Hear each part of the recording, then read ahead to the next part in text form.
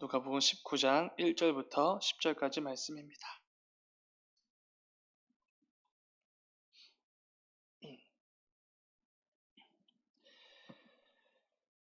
다 찾으신 줄 믿고 우리 한 절씩 교독하고 마지막 10절은 함께 읽겠습니다. 제가 먼저 읽겠습니다.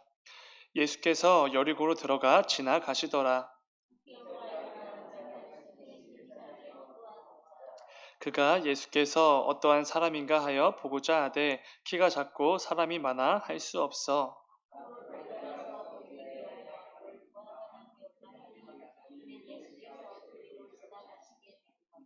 예수께서 그곳에 이르사 쳐다보시고 이르시되 삭개오야 속히 내려오라 내가 오늘 내 집에 유하여야 하겠다 하시니 무 사람이 보고 수군거려 이르되 저가 죄인의 집에 유하러 들어갔도다 하더라.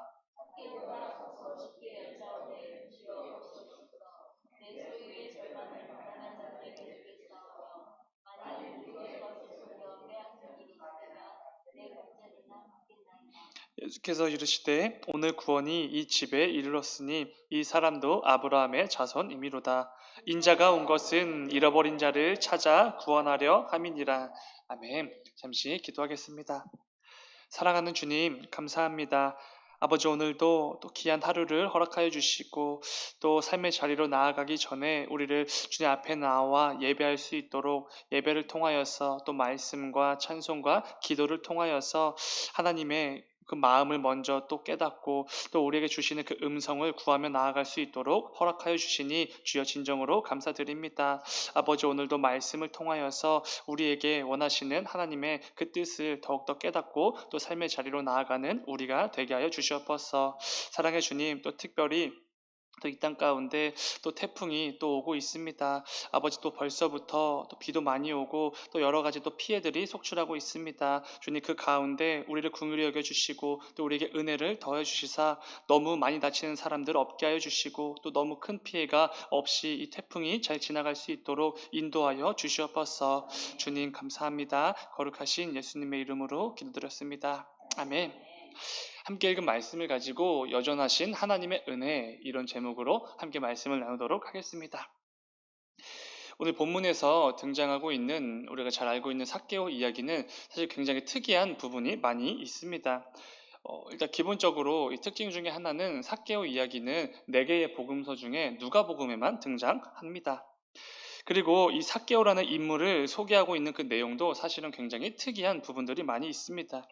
오늘 본문 2절을 보면은 이렇게 말합니다. 삭개오라 이름하는 자가 있으니 세리장이요 또한 부자라. 아멘.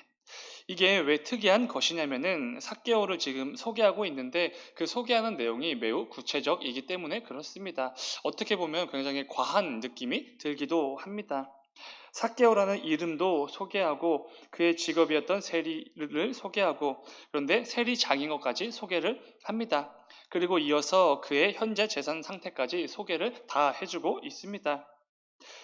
우리가 알다시피 이 누가복음을 기록한 사람은 의사였던 누가입니다. 그래서 그는 성격도 매우 꼼꼼하고 깐깐했을 것입니다. 이런 성향들은 그가 누가복음을 기록할 때 고스란히 담겨져 있을 것입니다. 그래서 어느 것 하나도 대충 기록하거나 얼렁뚱땅 넘기는 법이 없었을 것이지요.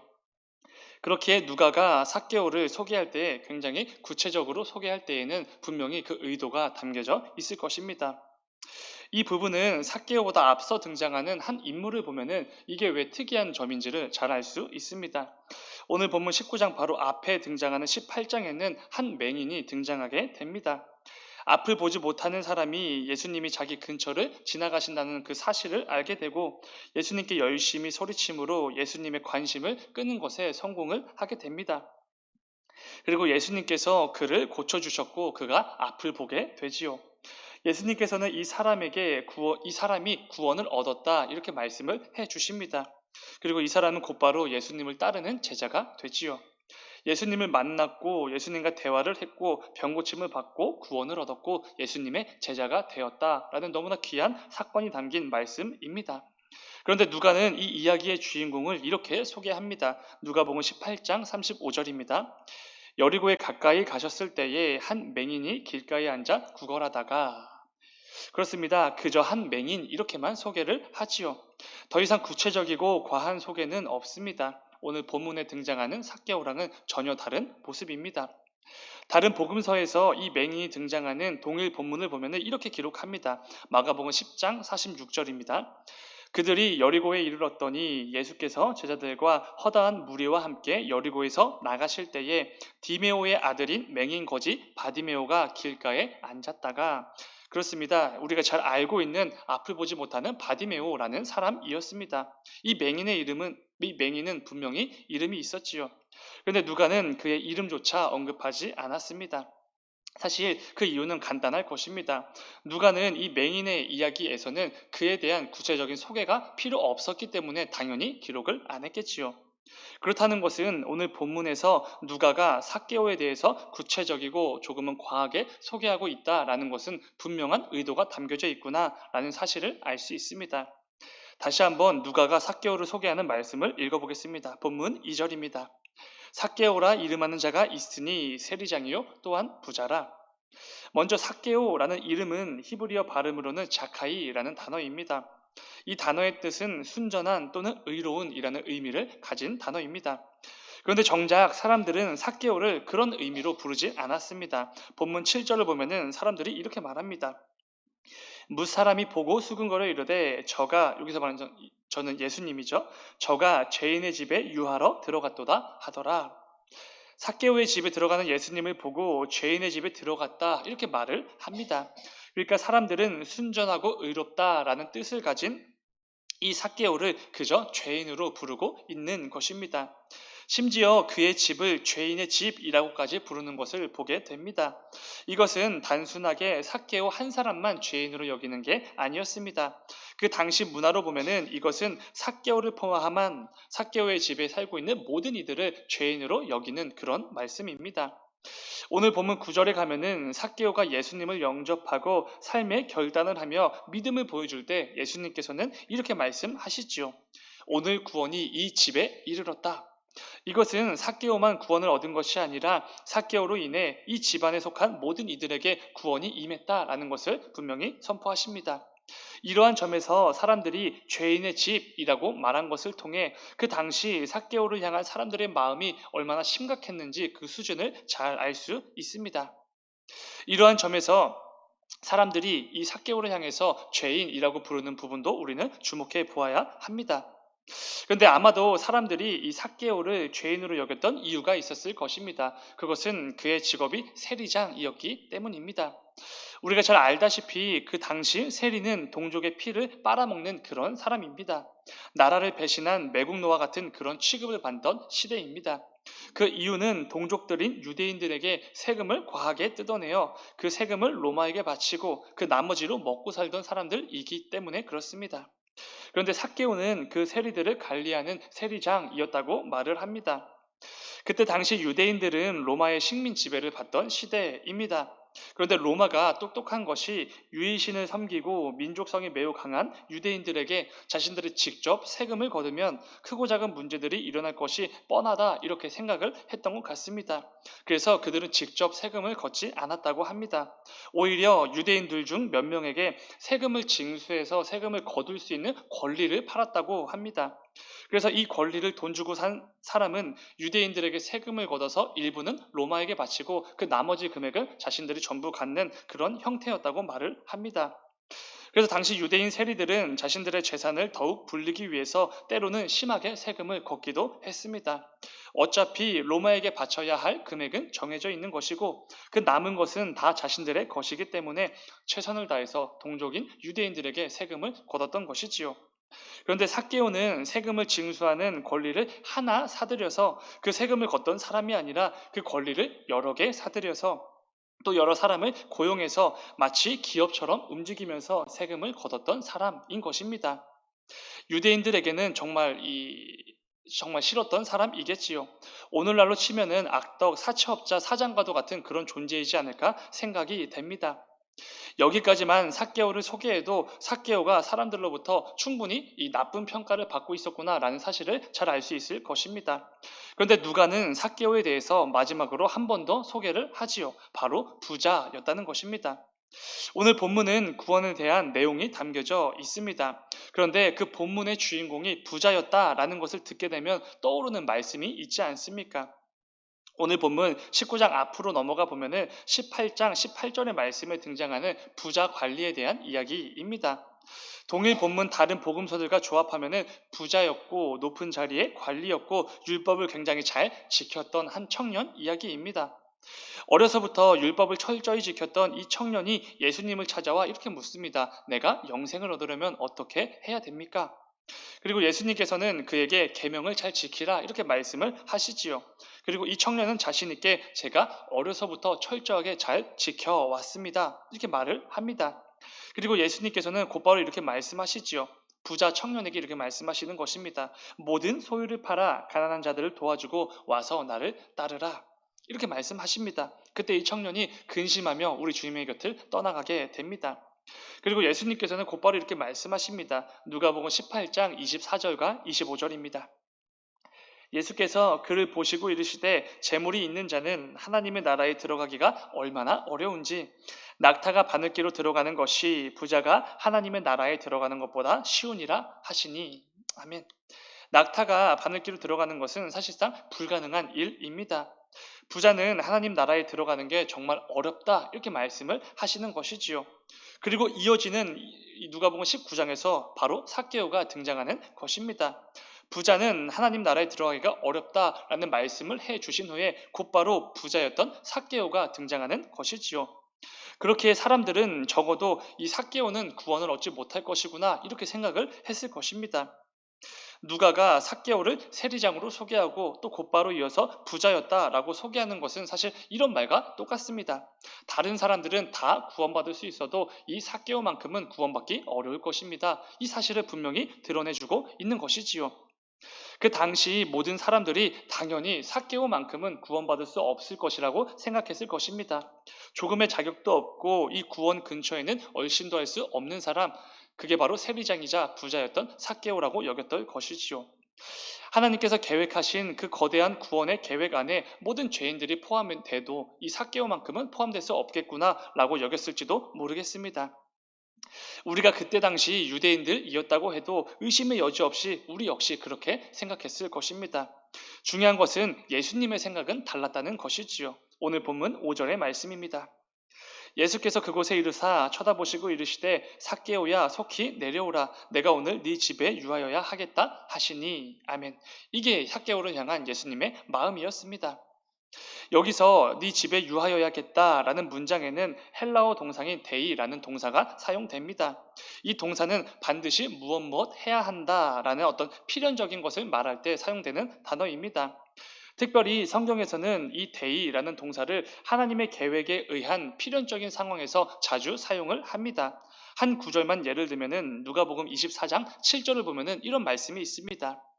이르시기를 인자가 죄인의 손에 넘겨져 십자가에 못 박히고 제3일에 다시 살아나야 하리라 하셨느니라 한데. 아멘. 이 말씀이 있지요. 예수님께서 이 땅에 성육신 하심으로 우리에게 와 주셨습니다. 죄인들에게 넘겨주셨고 십자가에 못 박히셨고 죽으셨습니다. 그리고 곧바로 장사되셨고 다시 살아나셨습니다. 이 모든 일들은 결코 우연히 일어난 것이 아니라 하나님의 계획에 의한 필연적인 일이었습니다. 하나님의 계획에 의한 이런 일들에 대해서 사용되는 동사가 바로 오늘 본문과 동일한 데이라는 동사입니다. 이것은 이렇게 묵상할 수 있습니다. 예수님께서 삭개오의 집에 거하게 되신 것은 절대로 우연이 아니라는 것입니다. 길을 가시다가 삭개오라는 사람을 보고 그저 불쌍히 여기셔서 그를 찾아가신 게 절대로 아니라는 것입니다. 이 모든 것들이 하나님의 계획 안에 담겨진 필연적인 일이었다는 것이지요. 누가는 아마도 이 부분을 극대화시켜서 강조하려는 의도를 가지고 있었던 것 같습니다. 그래서 삭개오를 소개할 때에 그토록 구체적이고 조금은 과하게 소개했던 것이지요. 중요한 것은 아무도 삭개오가 구원받을 수 있을 것이다 라고 상상도 하지 못할 때에 삭개오는 이미 하나님의 구원 계획 안에 포함되어져 있었다는 것입니다. 누구도 삭개오만큼은 상대해선 안 된다고 생각하고 멀리하며 욕할 때 예수님만큼은 삭개오를 부르셨고 그와 함께 식사해 주셨습니다. 그와 교제를 나누셨고 그의 집에 유하러 들어가신 것이지요. 제가 어렸을 때는 뽕나무에 올라간 키 작은 삭개오 이 말씀을 들으면은 키가 작았던 삭개오가 어떻게 해서든지 예수님을 보기 위해 최선을 다했고 우리 주님께서 그 삭개오의 최선을 보시고 그와 만나 주셨다. 그를 구원해 주셨다. 이런 말씀들 참 많이 들었습니다. 그래서 우리도 예수님을 만나기 위해 열심을 다합시다. 이런 다짐을 했었던 기억도 있습니다. 이러한 묵상 역시 당연히 맞겠지만 삶을 살아오면서 하나님의 풍성한 은혜를 나름대로 누려보고 또 예수님의 사랑을 이렇게 어느 정도 깨닫게 된 지금은 뽕나무에 올라간 키 작은 삭개오 이야기가 조금은 다르게 들리기도 합니다. 제가 볼 때 이 창세 전부터 모든 것을 이미 계획하셨던 그 은혜의 하나님은 설령 이 삭개오가 뽕나무에 올라가지 않았어도 그 정도의 열심이 없었다고 해도 분명히 삭개오를 구원해 주셨을 것입니다. 분명히 만나 주셨을 것이지요. 모든 사람들이 멀리하고 욕했던 삭개오는 부유한 삶을 살았을지는 몰라도 그 안에 넘치는 재물로도 채울 수 없는 알 수 없는 공허와 허무함이 가득했을 것입니다. 그렇기에 세리의 친구라는 별명을 가지고 있는 예수라는 사람이 자기 동네에 왔었을 때 얼굴이라도 보기 위해서 나아갔었을 것이지요. 그 정도로 극심한 영적 가난에 허덕이고 이 죽어가는 불쌍한 영혼을 우리 주님께서 절대로 가만 냅두셨을 리가 없었을 것입니다. 어떻게 해서든지 삭개오를 구원해 주시기 위해 모든 방법을 총동원하셨겠지요. 그 근거는 예수님께서 하신 말씀에 있습니다. 오늘 본문 10절을 보면은 우리 주님께서 이렇게 말씀하십니다. 인자가 온 것은 잃어버린 자를 찾아 구원하려 함이니라. 아멘. 삭개오마저도 모른 척하지 않으시고 그에게 먼저 다가오시는 잃어버린 자를 찾아 구원하시는 우리 주님을 떠올리면은 정말 큰 은혜와 감동이 밀려옵니다. 우리의 삶을 돌아보면은 모든 사람들이 욕하고 비난하고 절대로 구원받지 못하겠구나 이런 삭개오와 같은 모습이 정말 많을 때가 있습니다. 저의 삶을 돌아보더라도 삶의 여러 부분들이 너무 부족하고 또 부끄러워서 숨고 싶을 때가 참 많이 있습니다. 그래서 하나님 앞에 나와 하나님 아버지의 이름을 부르는 것도 창피하고 무언가 강구하는 것조차가 어려울 때가 많이 있습니다. 그럴 때마다 사단은 더욱더 우리를 부추기겠지요. 더 죄송해하라고, 더 부끄러워하라고 부추길 것입니다. 예배의 자리, 기도의 자리, 하나님 앞에서 나아가는 그 모든 열심들 다 내려놓으라고 부추길 것입니다. 하지만 그때마다 그렇게 추하고 또 부끄러운 모습을 살았음에도 불구하고 삭개오마저도 모른 척하지 않으시고 먼저 찾아와 주신 우리 주님의 사랑을 우리는 기억할 수 있어야 합니다. 그런 나마저도 모른다고 하지 않으시고 나에게 먼저 다가와 주셔서 다시 일어날 힘을 주시고 위로와 평안을 주시는 그 주님이 계심을 절대로 잊어선 안 되는 것입니다. 그 주님이 계시기에 우리는 다시 한번 일어나 여전히 부족한 것은 마찬가지지만 그래도 우리 주님께서 원하시는 모습으로 살아내기 위해 조금 더 애쓰고 노력하며 살아가게 되는 것입니다. 사랑하는 여러분, 우리의 연약함을 이미 아시고 또 우리의 삶의 순간순간마다 삭개와 같은 그런 못된 모습들 튀어나오는 거, 우리의 못된 본성들, 우리의 은밀한 가운데 행하는 죄들 우리 주님께서는 이미 다 알고 계십니다. 그럼에도 불구하고 우리를 모른다 하지 않으시고 우리를 절대로 버리지 않으신다고 말씀해 주시지요. 오히려 먼저 찾아와 주셔서 다시 한번 힘을 주시고 위로와 평안을 주십니다. 하나님의 그 은혜가 여전히 우리를 향하고 있음을 절대로 잊지 마시길 바랍니다. 부디 오늘 말씀을 잘 기억하시면서 오늘 하루의 삶에서도 또 앞으로 이어질 모든 삶의 순간에서도 여전히 연약하고 또 비참한 모습 투성이인 나지만 그럼에도 지금도 나를 긍휼히 여기시는 그 하나님의 은혜를 반드시 기억하시길 원합니다. 그래도 하나님 보시기에 더 나아진 삶을 위해 애쓰고 그래도 하나님 보시기에 더 기뻐하실 삶을 위해 노력하는 저와 여러분이 되기를 주님의 이름으로 축원을 드립니다. 잠시 기도하겠습니다. 사랑하는 주님, 감사합니다.